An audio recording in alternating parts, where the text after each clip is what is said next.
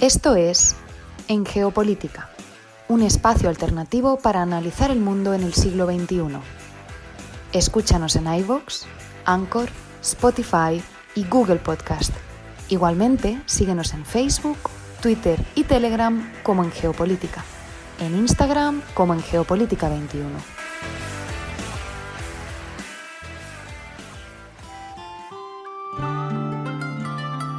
¿Cómo que téléphone du même endroit? I can hear you, Jerry, but I get nothing on the night.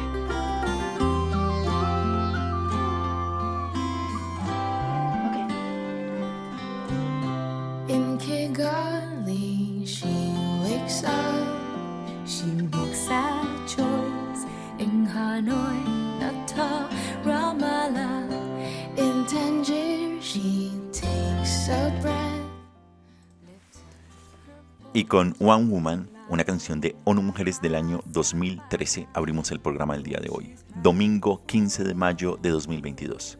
Iniciamos esta transmisión desde la ciudad de Bogotá. Los acompaña Fernando Galindo y les agradezco a todos los que nos sintonizan en América Latina, el Caribe y España a través de la plataforma radiolibre.cc. Igualmente, saludamos a quienes nos escuchan como podcast en estas y otras geografías en iVoox, Anchor, Spotify, TuneIn, Apple Podcast y Google Podcast. Esto es En Geopolítica, un espacio alternativo para analizar el mundo en el siglo XXI. Bienvenidos. In Wallace, she speaks the truth. She reaches out, then teaches others how to. In Jaipur, she gives her name. Y el programa del día de hoy, que tendrá una duración de 1 hora, nos va a llevar por un recorrido analítico sobre las principales coyunturas de la actualidad internacional, analizando los hechos, los protagonistas y los datos duros. Y nuestra sección En Contexto iniciará en Beirut. Estaremos hablando sobre las elecciones en el Líbano. Nos iremos posteriormente al fin del mundo, a la bella ciudad de Buenos Aires, para escuchar la columna que nos trae Pablo el día de hoy sobre la visita del presidente Alberto Fernández por Europa esta semana. Y seguiremos posteriormente con un especial, El Mundo a Dos Voces, con Micaela Ceresoli desde Córdoba, Argentina, y Javier Zárate Taborga desde La Paz, en Bolivia, hablando sobre la guerra en Ucrania, las redes sociales y el asesinato de la periodista de Al Jazeera por fuerzas militares israelíes. Como ven, un amplio e interesante recorrido alrededor del planeta. Preparémonos entonces para iniciar este programa desde Beirut, hablando sobre las elecciones en el Líbano. Day by day, he lets go the old ways, one woman at a time. Though she's half a world away, Something in me wants to say, we are one woman. Your victory saves us all. We are one woman. You rise and I stand tall. We are one woman. Your world is mine, and we shall shine, shine, shine, shine. We shall shine.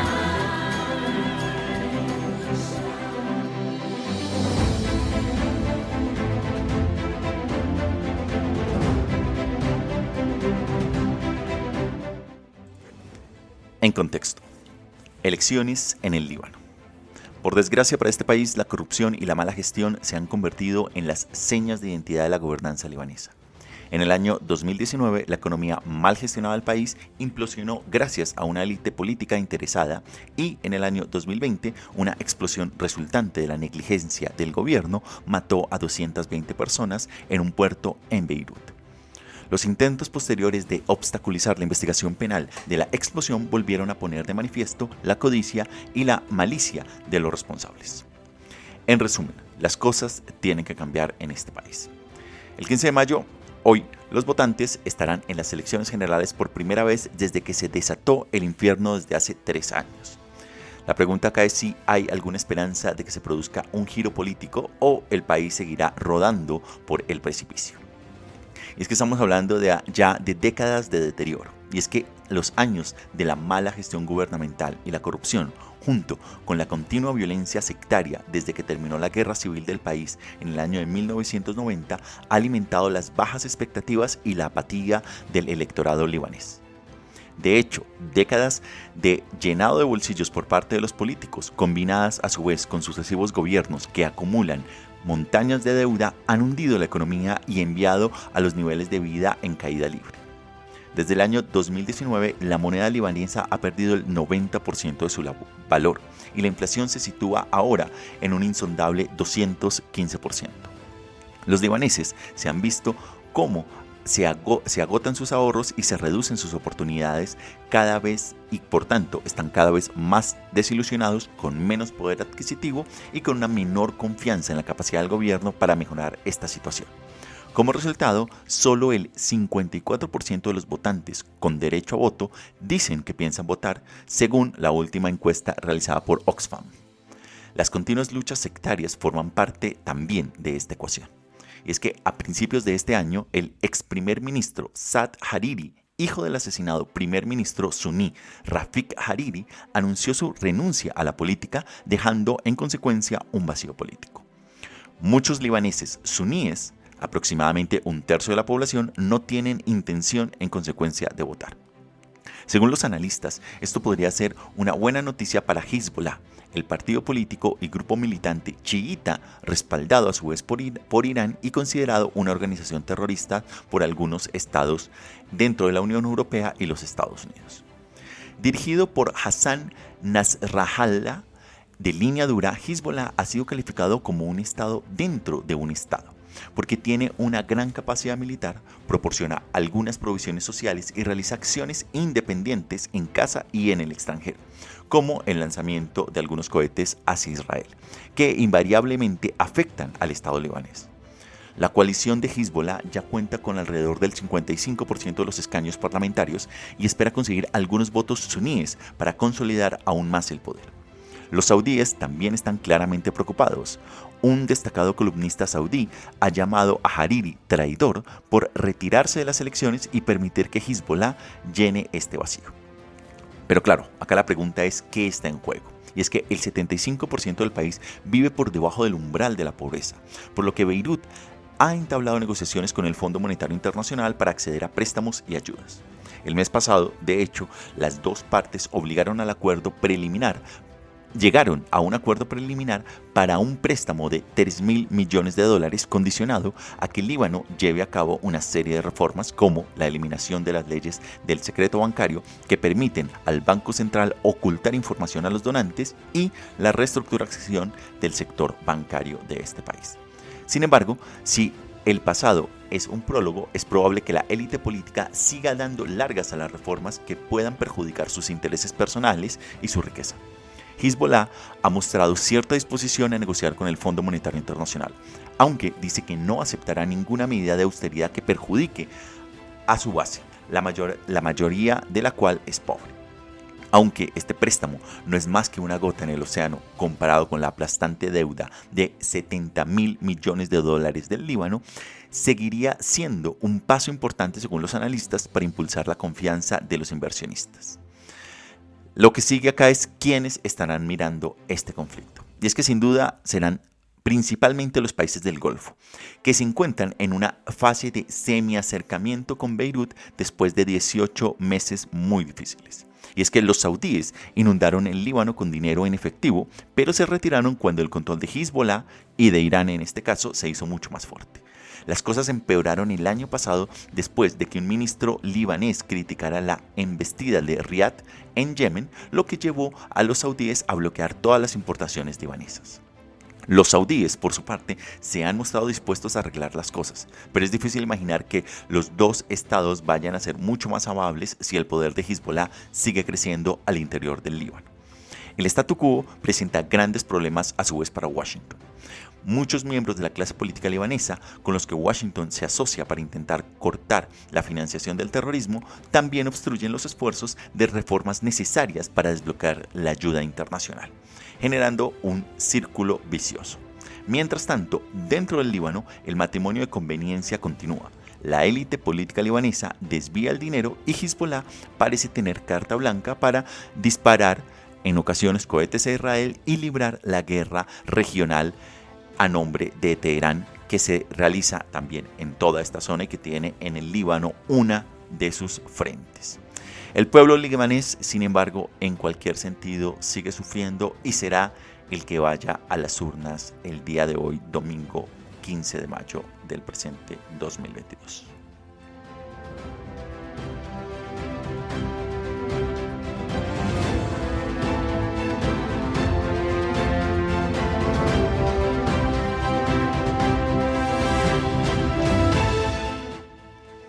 Y ahora desde el Líbano nos vamos a ir directamente al fin del mundo, a la bella ciudad de Buenos Aires en Argentina, para escuchar la columna que nos trae Pablo el día de hoy sobre la política exterior de este país y la visita del presidente Alberto Fernández por Europa que tuvo lugar esta semana.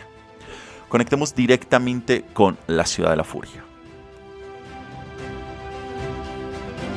Buenos días a todos y todas, saludos desde Buenos Aires, hoy aquí en el fin del mundo, compartiendo con ustedes algunas ideas sobre la política exterior de la Argentina, absolutamente marcada por los acontecimientos de lo doméstico.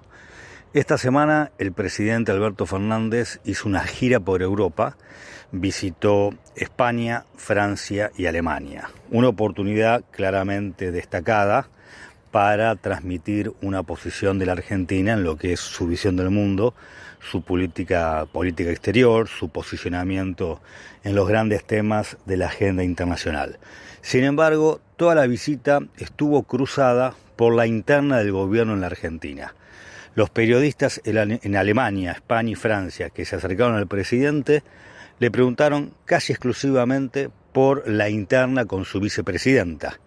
Y los medios argentinos informaron sobre la gira todo lo que el presidente dijo relacionado a la interna en el gobierno.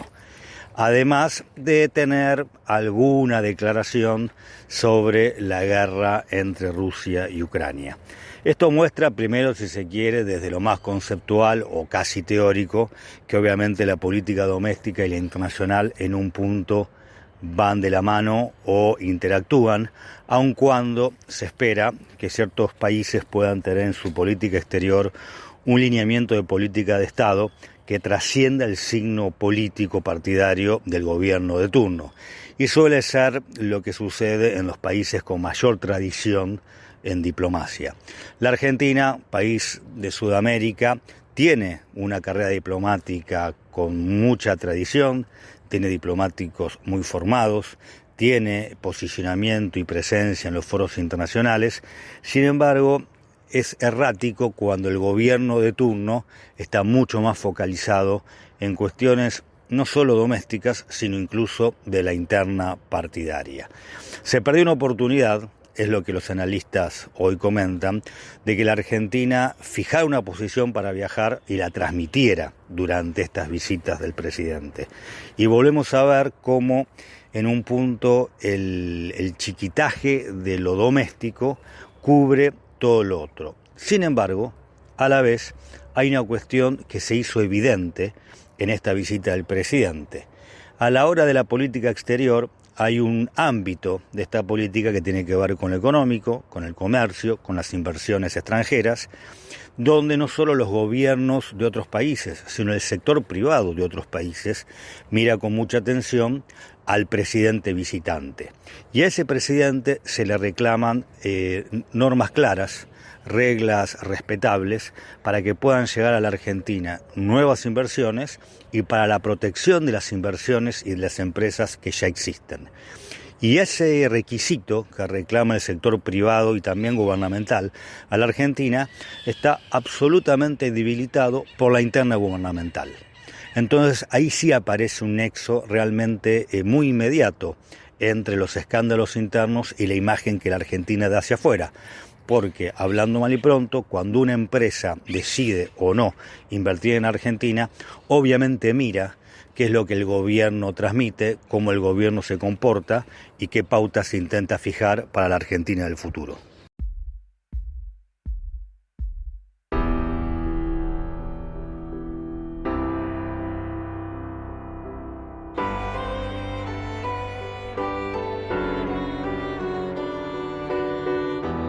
Another heading slowly, child is slowly taken.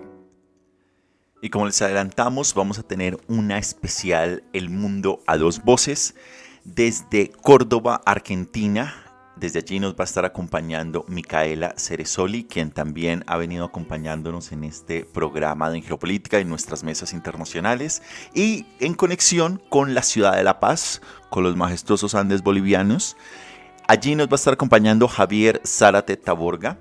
Y este especial del Mundo a Dos Voces vale la pena prestarle muchísima atención. Van a estar hablando ellos sobre la guerra en Ucrania, las redes sociales, el impacto de la posible compra de Twitter por parte de Elon Musk, así como una última nota sobre el asesinato de la periodista de Al Jazeera en Cisjordania. Vámonos directamente entonces a esta conexión interesante entre Córdoba y La Paz.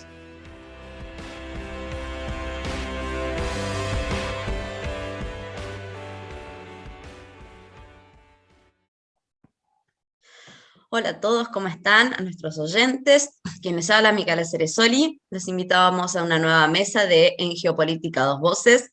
Esta vez transmitiendo desde Córdoba, Argentina, y en compañía de Javier Zárate en La Paz, Bolivia.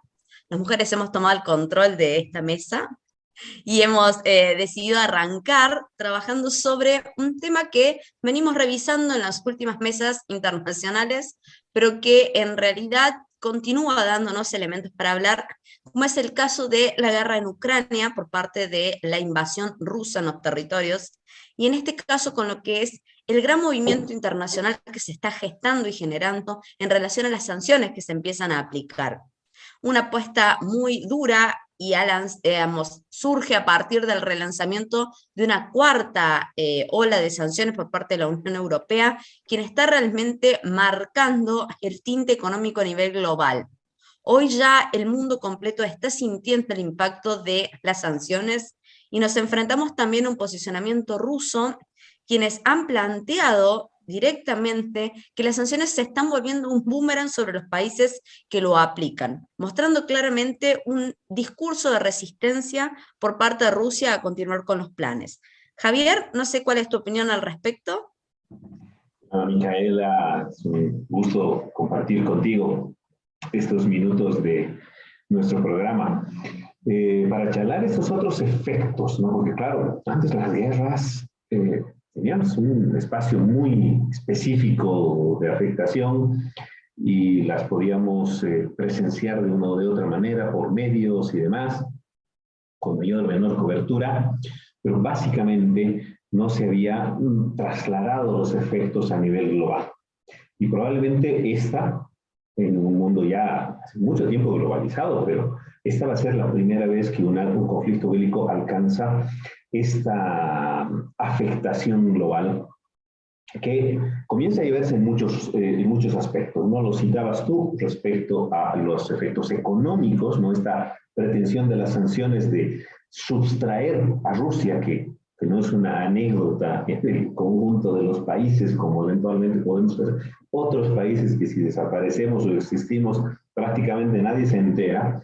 En el caso de Rusia, eso evidentemente no es factible, y esa pretensión de sustraerla de la economía es un proceso lento, complejo, largo, y que habrá que ver realmente qué efectos de desorden económico puede generar. Sin embargo, se están produciendo otro tipo ya de problemas, y el día de hoy se publicaban, por ejemplo, se viene haciendo hace semanas evidentemente, pero hoy día en el País de Madrid y en otros medios se está dando mucha cabida a la crisis alimentaria que está comenzando a darse en varios lugares, ¿no?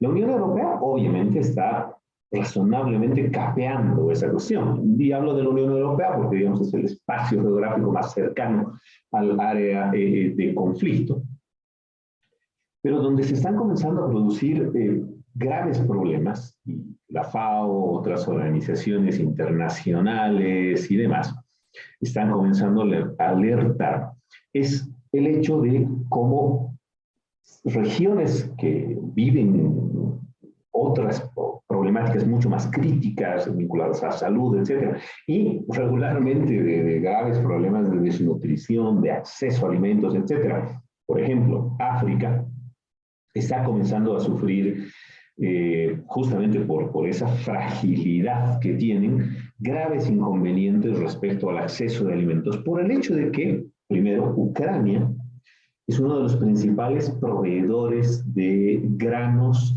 y de otro tipo de alimentos en el mundo. Al igual también que Rusia, que también es un gran productor de varios tipos de alimentos y que obviamente han afectado no solamente por sus producciones propias, sino también por el efecto mismo de la guerra, la normalidad, por llamar de alguna manera, al comercio internacional de alimentos. Y obviamente, ahí quienes más tienen, quienes tienen la billetera más fácil de poder comprar para lo cotidiano y comprar para el acumulado ante la eventualidad de que la crisis se alargue en el tiempo, son los primeros que tienen la posibilidad de adquirir alimentos. Y dejando bastante de lado, bastante lejos, ya se lo había visto, por ejemplo, con las vacunas ante la crisis de la COVID, dejando de lado, dejando para un segundo, tercer, cuarto lugar o momento a estos otros países que tienen severos inconvenientes en el acceso a los alimentos. Y los números ya están dando realmente criterios de preocupación, ¿no? El Banco Mundial estima que por cada punto porcentual de incremento en el precio de los alimentos, alrededor de 10 millones de personas en el mundo caen en extrema pobreza. Y para la FAO, se ha marcado ya, señalan ellos, aproximadamente 20 puntos porcentuales de incremento el mes de abril respecto a enero de este año, el mes previo a la invasión, de esta extrema pobreza. Y el último mes, esos 20 puntos se han incrementado a 30 con relación al mes anterior, lo cual muestra evidentemente una situación que muy rápidamente se está produciendo, ¿no? Y es los típicos lugares, ¿no? El Cuerno de África, la África subsahariana, que está habitualmente en crisis institucionales, de crisis de poder y demás, las que están más en riesgo, pero también algunos otros lugares, por ejemplo, en el Asia, se han producido ya esta semana protestas violentas en Sri Lanka justamente por el incremento de los alimentos. Se ha generado un problema, un cambio de gobierno en Pakistán, vinculado precisamente a la acumulación del incremento de precios de alimentos. Nos vemos como otros espacios que están por completo desconectados del conflicto bélico como tal, están sufriendo crisis políticas, crisis económicas, crisis alimentarias vinculadas a esto. Eso muestra realmente cómo la realidad de esta interdependencia extrema del mundo en el que vivimos, del mundo, del espacio geopolítico que constituimos como humanidad, lleva a ver como un conflicto que antes era muy focalizado, tiene efectos que se manifiestan en absolutamente todo el mundo. Bien, perfecto, sí. Bastante de acuerdo a lo que estás planteando, Javier. También nos encontramos con otro elemento que creo que habíamos dejado de considerar, ¿no? Rusia era una potencia media en ascenso, era una potencia emergente, era parte de los BRICS, y en cierta forma había empezado a ocupar algunos espacios, ¿sí? Acompañado de otras potencias, bueno, como es el caso chino, quien ha decidido realmente cambiar su estrategia, pero también acompañados de Sudáfrica, Brasil, que eran países que habían empezado a comercializar alimentos en aquellos nuevos mercados creados, ¿no? Y en esto podemos plantear el caso brasileño en su avance en Mozambique, en su avance en Angola, y trabajando en aquellos viejos PALOPs, por decirlo de alguna manera, ¿no? Algo que, lógicamente, y ante la falta hoy de los principales mercados de poder recibir la oferta de bienes y de alimentos por parte de estos países que hemos mencionado anteriormente, como es el caso de Ucrania y Rusia, también lleva a que países como Brasil, Argentina, estén intentando comercializar con potencias más centrales, ¿sí? Desatendiendo estos otros mercados, pero también no podemos olvidar que nos encontramos con países que vienen golpeados económicamente producto de la pandemia. Entonces, están estableciendo medidas altamente proteccionistas para poder reservar el precio de los alimentos a nivel interno. En el caso argentino hay una discusión interna hoy si Argentina tiene que agarrar este viento de cola para poder aprovechar y salir de su crisis económica o preservar el sistema alimenticio interno en cuanto a bloquear o restringir salidas importantes de alimentos al mundo con el objetivo de que los precios internos no se escapen producto de la actual crisis también que se está sufriendo. Situaciones similares están ocurriendo en Brasil, por ejemplo, para bajar un poco al continente latinoamericano. De hecho, las voces del presidente argentino han resonado bastante en la última semana en Europa en relación a esto, que es también una crítica similar a la expuesta por el gobierno chino, que hoy las sanciones están teniendo un efecto derrame muy grande, que no es lo mismo sancionar a un país cuya cuota de poder a nivel internacional es pequeña o moderada, en relación a tratar con un país como es el caso de Rusia. Y acá también no solo el tema alimenticio directamente, sino también otro tipo de sanciones que hoy están generando grandes y amplios ruidos. El tema de la movilidad de las personas, el hecho de bloquear el acceso de la flota aérea rusa a distintos países, frenando el avance del comercio internacional por vía aérea, el freno también del ingreso de Bielorrusia a la OMC como un mecanismo de sanción paralelo. Esto también genera grandes inconvenientes y sin duda algunas estamos notando ya en los mercados internacionales el efecto de la desconexión de Rusia del SWIFT, ¿no? Que todos estos elementos han sido analizados hasta el día de hoy como un tema económico, como un tema basado también en la vinculación energética, pero no se han observado en el impacto que están teniendo en estos elementos mucho más sensibles a la población y que vuelven a la guerra algo muy cercano, como es el tema del desabastecimiento, ¿no?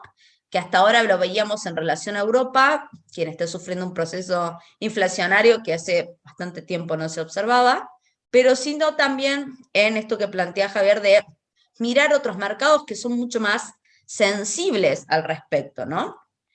Y otro tema que quizás, y un poco profundizando para seguir avanzando en esta visión que nos encontramos, creo que otro elemento fundamental ha sido el bloqueo en comunicaciones, algo que no lo habíamos notado nunca en una guerra de esta magnitud, ya que quizás cuando tuvimos estas visiones más clásicas de la guerra todavía el desarrollo de la revolución tecnológica no era tal. Y me parece fundamental plantear dos elementos. Primero que nada, el tema del bloqueo de dos canales, por ejemplo, como es Sputnik y Russia Today, y por otra parte también lo que es el manejo de drones y otros aparatos que vuelen dentro del espacio aéreo, que están vinculados también al proceso de la información y la comunicación. Esto para evitar una publicidad falsa, así lo alegaba la Unión Europea, por lo menos por parte de Rusia. Pero también, ¿qué impacto tiene esto? Y volvemos a observar también estos efectos derrames, ¿no? ¿Cuánta desinformación o cuánto manejo de la información se puede realizar, ¿sí? Si esto mismo se aplicara en un contexto de desproporcionalidad, ¿no? Un país sumamente fuerte en un proceso invasivo en un país mucho más pequeño, ¿no? Entonces, creo que hoy la comunicación es un elemento sensible que también nos lleva a pensar en elementos de la guerra de las comunicaciones, más allá de la ciberguerra y demás, ¿no? El hecho del manejo de las redes de comunicación como un mecanismo también de bloqueo, ¿sí? Pero a la vez con un efecto, casi diría yo, directo sobre la población a nivel mundial, ¿no? Absolutamente. Y esto además, te digo, cae en una clara afectación a la libertad. A ver, evidentemente hay que hacer una enorme reflexión, varios momentos en los que converso con mis estudiantes, por ejemplo, respecto al uso de los teléfonos en las clases, ¿no? ya les entra el síndrome de abstinencia si es que no ven cada 2 minutos y les llegó una imprescindible comunicación del Facebook que les avisa que el osito panda está haciendo cualquier tontería. Les digo, a ver, jóvenes, hasta ahora no hemos reflexionado cómo la tecnología y esta vinculación a la comunicación inmediata nos ha llegado y nos ha abordado con tanta fuerza. Y hay que reflexionar sobre aquello, sobre esa nuestra relación de como seres humanos respecto a la tecnología, los enormes beneficios, pero también los severos perjuicios que seguramente nos está dejando. Y sobre eso hay que reflexionar sobre respecto a la enorme cantidad y capacidad que tenemos los seres humanos de inventarnos mentiras y, ahora con la facilidad de todas estas redes sociales, reproducirlas en millones en cuestión de segundos, minutos u horas. Pero definitivamente hay una clara discusión respecto también a la necesaria libertad, ¿no? Y esta guerra yo creo que es un nuevo ejemplo sobre la libertad de conocer lo que efectivamente pasa. A ver, la censura de la información ha acompañado al siglo XX. Ya se procesaba información, o se procesaba la censura de información en la Segunda Guerra Mundial, etc. La guerra del Vietnam fue traumática para los Estados Unidos porque los periodistas estadounidenses se fueron al escenario del conflicto y mostraban cómo sus jóvenes estadounidenses morían irracionalmente ahí, y eso comenzó a crear un espíritu antiguerra muy fuerte, no solo fuera de los Estados Unidos, sino muy rápidamente dentro de los Estados Unidos. Y obviamente ahí ya se estableció claramente que la información hay que pararla en el escenario de la guerra, ¿no? Pero obviamente eso acontecía porque 10, 20 o unos cuantos centenares de periodistas podían llegar al escenario del conflicto y podían informar en X o Z sentido. Pero ahora, lo que puede producir un sujeto que está en un refugio, una persona, un bombero que está atendiendo a un herido, o evidentemente un bot, un sujeto ahí contratado que está ganando X cantidad de plata y produciendo absurdos y propagándolos por Twitter y por cualquiera de las redes, nos ha generado el hecho de que hay otro espacio de guerra, ¿no? Distinto a lo que es la ciberguerra, etcétera, que es una enorme confrontación global respecto a la visión de Rusia, en este caso, de este proceso de invasión, respecto a lo que dice Ucrania y los aliados de Ucrania, que al final de cuentas son una gran mayoría en el mundo. Y como efecto, el tema de cerrar, pretender encapsular esto, ¿no? Por un lado, en el mundo occidental que apoya a Ucrania, la eliminación de estas dos redes de televisión, bueno, redes de medios en general, a las que hacías alusión, y por el otro lado, el encapsulamiento, por lo visto, de información que ha logrado Rusia dentro de sus fronteras respecto a la información oficial, ¿no? Y que además maneja un discurso de que ahí hay nazis, que después de 70 y tantos años de concluida la guerra mundial, además que gobierno distinto, ya pero haciendo alusión a la historia de los soviéticos y la gran guerra que se ganó contra los nazis, otra vez se está peleando contra los nazis y por eso es importante aquí. ¿Cuán libres somos de acceder a la información? ¿Cuán libres somos de reproducirla? ¿Y cuánto derecho tienen los estados de limitarnos ese acceso? Es uno de los muchos debates que esta confrontación bélica nos va a plantear. De ahí yo creo la tragedia, pero a la vez importancia de esta reflexión respecto a las preguntas que nos van a dejar para un futuro sobre cómo nos vamos a tener que relacionar en el mundo. Sí, sin duda, un poco yo pensaba tanto en este paralelismo que se ha hecho, ¿no? De esta como una posible o proto tercera guerra nuclear, y digo, utilizando los viejos criterios con los que analizamos los relacionistas internacionales a la Segunda Guerra Mundial, cuánto en realidad hemos avanzado, ¿no? En ir contra las libertades individuales y un trabajo muy directo. Y otro de los elementos a tener en cuenta tiene que ver con esto, ¿no? La creación, por ejemplo, de una fuerza específica dentro del Ministerio de Justicia de los Estados Unidos para tratar y analizar la situación de personas individuales vinculadas a la Duma y vinculado al gobierno ruso en relación a las acciones, ¿no? Creo que un poco entramos también en un proceso de cambio del derecho internacional, ¿no? Que está generando una revisión de toda la estructura internacional como tal, que empieza a incorporar nuevos elementos, pero nuevos elementos que no están legislados a nivel internacional. Hasta el momento el proceso de comunicación, el acceso a redes sociales, la creación de software no eran elementos que estuvieran vinculados a temas de derecho internacional. No existe un derecho a las comunicaciones, por ejemplo, algo que va a terminar generando, y vuelvo a tomar como paralelismo, digo, si la Segunda Guerra Mundial nos dejó una hermosísima carta de los derechos humanos y un conjunto de elementos sobre cómo manejar la justicia penal, ¿sí?, para penar justamente, valga la redundancia, los crímenes vinculados a las personas. Creo que esta nueva etapa bélica nos va a llevar también a otros elementos, ¿no? A dialogar voluntaristamente sobre el control de otros elementos y ampliar también el concepto de soberanía, ¿no? O sea, la soberanía del Estado también está sobre los procesos de comunicación. El Estado tiene el derecho a ceder. Creo que hasta ahora el proceso de las comunicaciones, el uso de los servicios de información, habían sido elementos que dependían de los estados y del gusto del consumidor, claramente.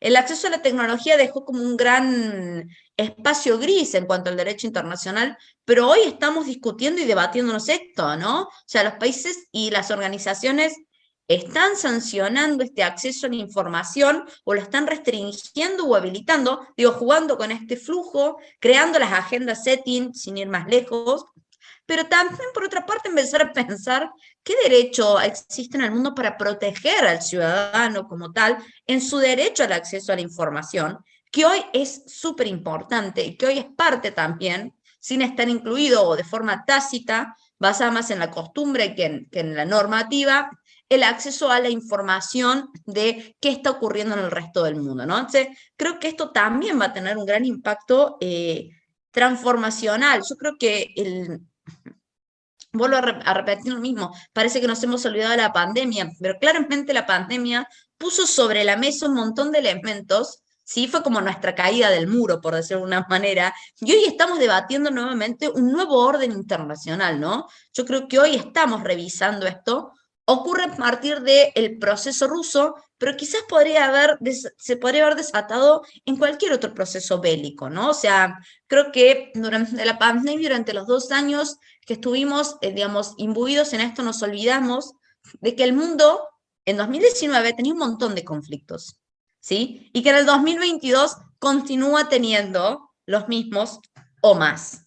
Entonces, creo que hay procesos que se siguen desarrollando y justamente la agenda comunicativa es la agenda que va priorizando los elementos. Sin ir más lejos, pensar, por ejemplo, qué lugar ocupa en los medios de comunicación las distintas discusiones del Consejo de Seguridad de las Naciones Unidas, ¿no? No tenemos una tendencia a revisar esto, y a veces se están tratando temas que ocurren a nivel global y que nosotros no forman parte de nuestro día a día por encontrarse lejos, ¿sí?, geográficamente, porque no nos impactan directamente, o porque a veces simplemente el concepto de las relaciones internacionales es considerado por el ciudadano promedio como un elemento lejano y de difícil acceso informativo.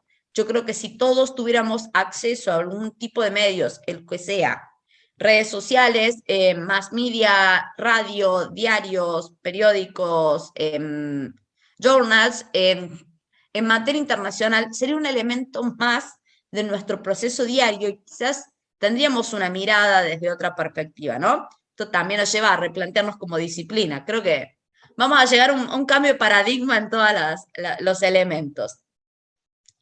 Bueno, creo que esto también nos lleva a dialogar sobre otro tema y nos salimos un poco del conflicto ruso, ¿sí? Y vamos a entrar a dialogar con Javier en relación a los fenómenos que han ocurrido en la última semana respecto del intento de compra de la compañía Twitter. Y claramente empezar a dialogar sobre cuán importantes son hoy las redes sociales, considerando que Twitter es hoy, por lejos, el principal medio de comunicación que utilizan no solo los medios masivos de comunicación, sino también todos los políticos a nivel global para informar casi al instante en relación a las acciones que se vayan tomando. Entonces, aquí es donde entramos nuevamente en una discusión de las relaciones internacionales en materia de comunicación y de redes sociales. Javier, no sé cuál es tu opinión al respecto.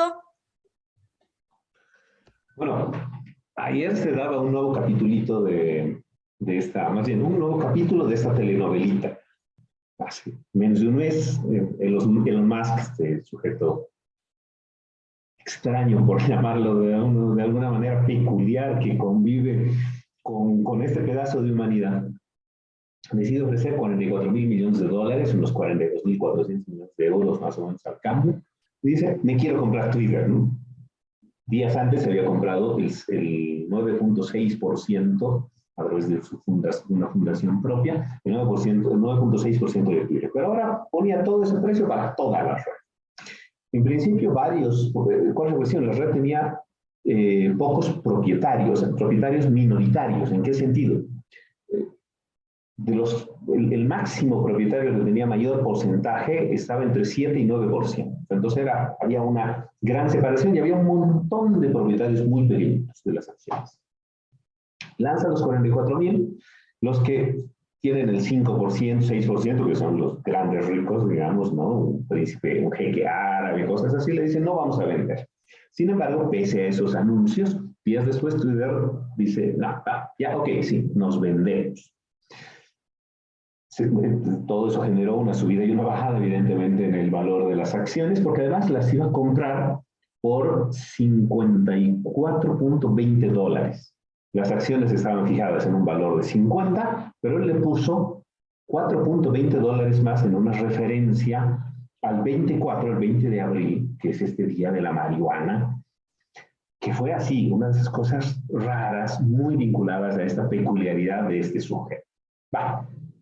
La cosa es que plantea que Twitter hay mucha mentira, sin embargo se necesita que sea absolutamente libre, que él va a garantizar la libertad, pero que evidentemente va a establecer algunas otras reglas, pero que va a revolucionar las redes. Eso ayer, con el nuevo capítulo de esta telenovelita de ayer, hace que Musk dice, no, suspendo mi oferta porque no creo la información que me da Twitter. Twitter le acababa de decir, horas antes, que Twitter solo tendría un 5%, más o menos muy poco, de cuentas falsas o de spam. Musk cree que no, que ese número es sustancialmente mayor y que es parte de lo que afectaría, según él, al funcionamiento de esta red. Y todo está paralizado, pero claro, eso generó en un primer momento una caída del 20% del valor de las acciones y terminó la semana solamente con un 10% de caída. Esta anécdota que se está produciendo, aunque afecta a una de las redes más importantes, como tú, Mica, clara y muy contundentemente lo señalabas, muestra precisamente el cómo se está dando un nuevo espacio de conflicto también geopolítico respecto a estas redes sociales, ¿no? Y aquí entra Twitter, que definitivamente cuando, no sé, cualquiera de nosotros tiene cualquier tipo de problemas, o con el WhatsApp, con el Facebook, o queremos enterarnos de lo que pasa al otro lado del mundo, ¿verdad?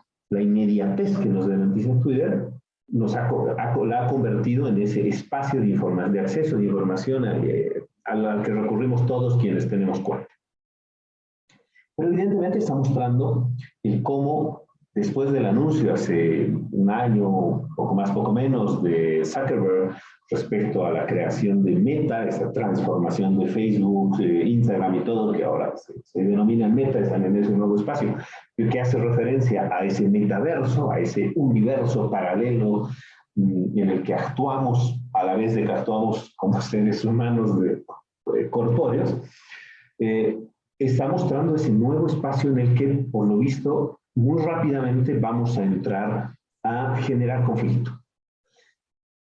Hace 2 meses se presentó ya la primera denuncia de una mujer que, actuando en el metaverso, denunciaba que había sido su avatar había sido abusada sexualmente por otros avatares de otros sujetos, de otros varones con los que estaba interactuando, ¿no?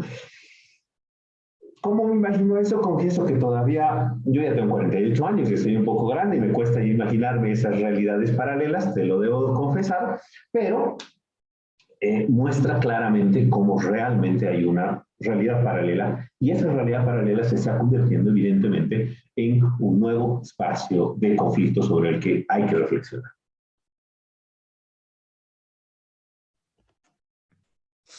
Pensemos, por ejemplo, en cuán importante han sido las redes sociales, que no nos olvidemos que 2 mensajes de 140 caracteres cada uno son los responsables, supuestamente, de esto hay que tomarlo con pinzas, del desarrollo del efecto dominó de la primavera árabe. O sea, esto nos permite dimensionar cuál es el rol que tienen. Y con esto también me quedo con lo que planteó en su momento Elon Musk en relación a cuán necesario es levantar las prohibiciones, por ejemplo, de la cuenta de Donald Trump, ¿no? Fijémonos, otro espacio en donde también vamos a discutir si realmente, cuáles son los temas importantes en la agenda internacional. Me parece que es fundamental esto que ha planteado Javier y claramente nos plantea un nuevo escenario. Ya nos cuesta vincularnos en el planeta Tierra bajo nuestro sistema tradicional y ahora encima vamos a crear un universo paralelo para poder seguir dialogando sobre otras temáticas, ¿no? Bueno, temas de seguridad, temas de enfrentamientos y de conflictos que son bastante llamativos al respecto. Y con esto también, bueno, abrir el espacio, Javier, a algún otro tema que tiene que ver con, seguimos en el mundo de las comunicaciones, pero bueno, los fenómenos que han ocurrido en las últimas horas en relación al asesinato de una periodista en el Estado de Israel, ¿sí? Una periodista con doble ciudadanía, una ciudadanía norteamericana y procedente de la región de Cisjordania, y en donde nos enfrentamos nuevamente a un nuevo conflicto entre lo que es la situación árabe-israelí y los Estados Unidos, ya también con una situación en la cual se ataca a una periodista, lo cual ha llevado a la reacción del Consejo de Naciones Unidas para los Derechos Humanos, ha generado también un espacio de discusión respecto de, bueno, qué rol o qué actitud va a tomar los Estados Unidos, un país que ha mostrado su franco apoyo a la posición israelí al respecto. Te escuchamos, Javier. Gracias, Mica. Sí. Mira, yo crecí con mi abuelo, que había vivido de joven a través de la prensa aquí en Bolivia la Segunda Guerra Mundial, y que me comentaba justamente lo que significó en aquel momento el hecho de la creación del Estado de Israel, ¿no?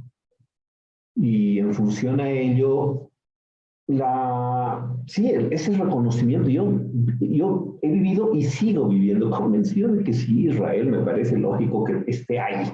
Al final de cuentas, si bien yo no soy religioso, sí me he formado en lo católico y evidentemente leyendo la Biblia creo que tiene sentido aquello. Pero definitivamente el accionar del Estado israelí no va de la mano de cómo debería actuar un Estado responsable, ¿no? Y lo acontecido ayer con Shireen Abu Akleh, era una periodista muy veterana, más de 25 años, conocida en la región, actualmente, bueno, hasta el momento de su muerte, era una periodista de Al Jazeera, esta enorme red mediática de la región que se ha convertido además en un referente informativo para el resto del mundo. Claramente muestra cómo el Estado de Israel tiene definitivamente que cambiar y cómo desde fuera del Estado de Israel, y claro, aquí entran los Estados Unidos, que anoche Biden declaró una tímida necesidad de investigación del conflicto, del problema. La Unión Europea dijo, preocupa mucho la muerte de esta persona y se necesita una investigación. Y prácticamente el resto del mundo no habla nada.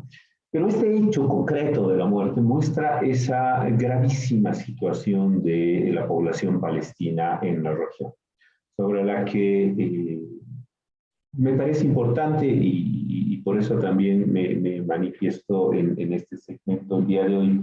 Me parece muy importante el recordar la necesidad de reflexionar sobre cómo un Estado que tiene todo el derecho de existir desde 1948, tiene a la vez también la obligación de respetar los derechos humanos de millones de personas y evidentemente garantizando su existencia hacia futuro, su reconocimiento válido, todo, tiene la necesidad de respetar el reconocimiento de lo que también debería ser muy prontamente un Estado palestino libre y la necesidad de construir una convivencia racional humana. Al final de cuentas, se supone que somos humanos y tenemos esas habilidades y capacidades que demuestren que podríamos convivir con religiones distintas, con maneras de pensar distintas, sin ese absurdo deseo permanente de matarnos.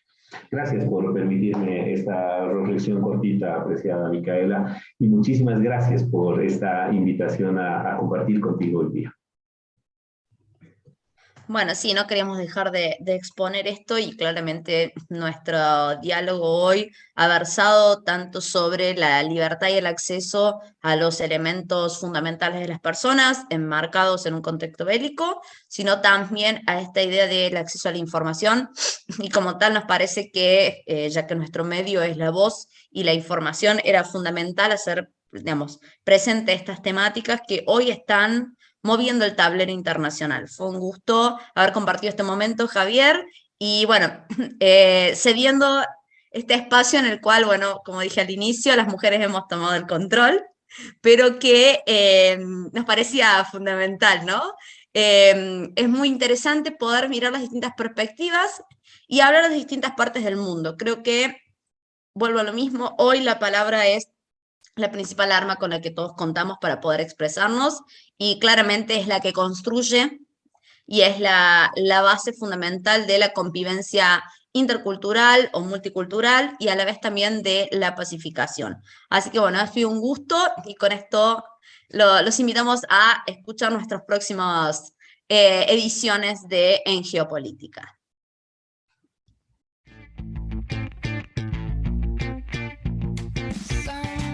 Esto es En Geopolítica, un espacio alternativo para analizar el mundo en el siglo XXI. Escúchanos en iVoox, Anchor, Spotify y Google Podcast. Igualmente síguenos en Facebook, Twitter y Telegram como En Geopolítica y en Instagram como En Geopolítica 21.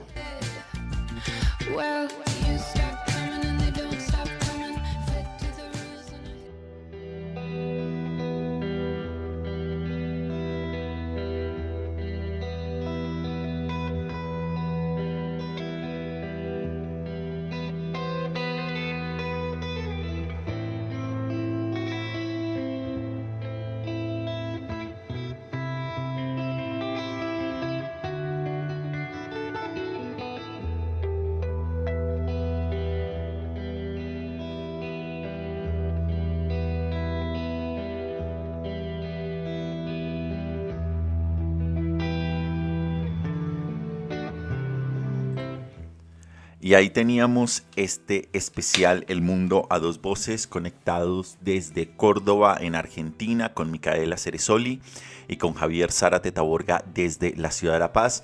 Interesante análisis y reflexión sobre cómo ha avanzado el impacto de la guerra en Ucrania y cómo efectivamente se están abriendo muchísimos debates dentro de las relaciones internacionales, dentro del impacto que esto está teniendo en la cadena de alimentos, en lo que está también teniendo el debate sobre la libertad de expresión, el acceso a la información, que es algo que no solo corresponde a esta guerra en Ucrania, sino que hace parte de uno de los grandes debates que ya se han venido abriendo en lo que está pasando en este siglo XXI.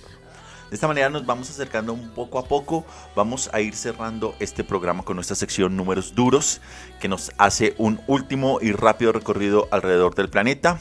Vamos a irnos entonces a España, a los Estados Unidos, Angola, Ecuador, Malasia, Somalia. Iniciamos entonces en España y el número que nos lleva allí es 63, y es que la jefa del espionaje español, Paz Esteban, ha sido destituida por las revelaciones de que la comunidad de inteligencia había apuntado a 63 activistas independentistas catalanes con el controvertido programa de espionaje Pegasus de origen israelí.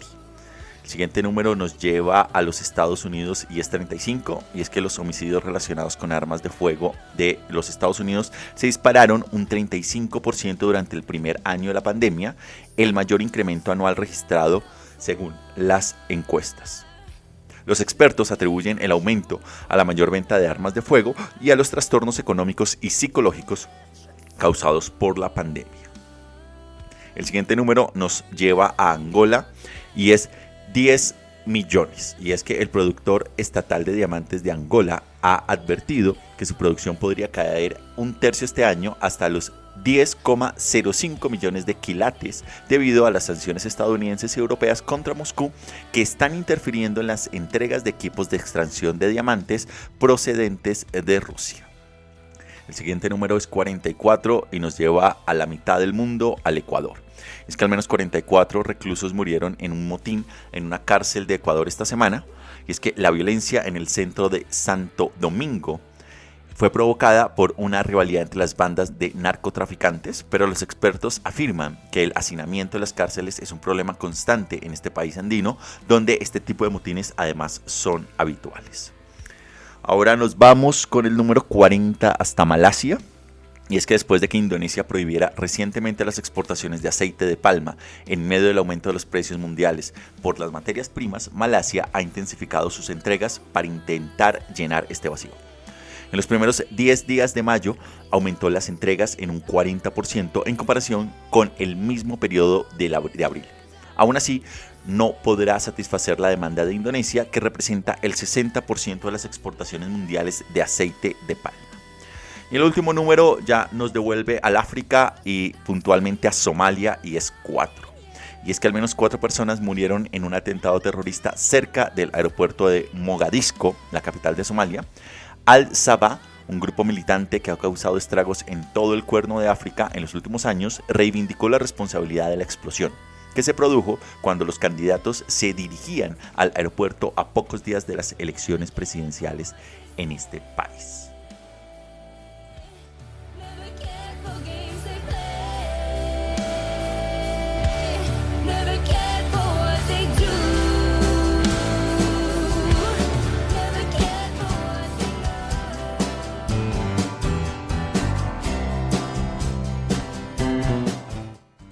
Y de esta manera llegamos entonces al final del programa del día de hoy. Tuvimos un recorrido alrededor del planeta que inició en Beirut. Estuvimos hablando sobre las elecciones en el Líbano. Nos fuimos posteriormente al fin del mundo, a la ciudad de Buenos Aires, Argentina, para escuchar la columna que nos trajo Pablo sobre la política exterior de este país y la visita del presidente Alberto Fernández por Europa esta semana. Tuvimos un especial El Mundo a Dos Voces con Micaela Ceresoli desde Córdoba, Argentina, y Javier Zárate Taborga desde La Paz, cubriendo diferentes temas sobre la guerra en Ucrania, las redes sociales y el asesinato de la periodista de Al Jazeera por fuerzas militares israelíes. Y luego teníamos esta sección de números duros para terminar de dar la vuelta alrededor del planeta. Les agradezco a todos ustedes por su sintonía y por escucharnos a modo podcast en diferentes lugares del planeta. Les invitamos a que si no lo están, se suscriban gratis en cualquiera de las plataformas: iVoox, Anchor, Spotify, TuneIn, Apple Podcast y Google Podcast. A que nos sigan en nuestras redes sociales y también a que nos visiten en nuestra página web en geopolitica.com. Igualmente queremos extenderles la invitación, ya que algunas personas nos han enviado y nos quieren enviar mensajes. Pueden hacerlo a través del email en geopolitica.podcast@gmail.com. Allí también pueden hacernos llegar sus comentarios respecto del programa, sugerencias y saludos. Igualmente, si les gusta el programa y quieren apoyarnos, les invitamos a que dejen sus likes o comentarios, y les invitamos a que lo compartan en sus redes para así seguir llegando a más personas. Yo me despido aquí, los acompañó Fernando Galindo desde la ciudad de Bogotá. Les deseo un feliz resto de semana y nos encontramos en la siguiente emisión. Hasta la próxima.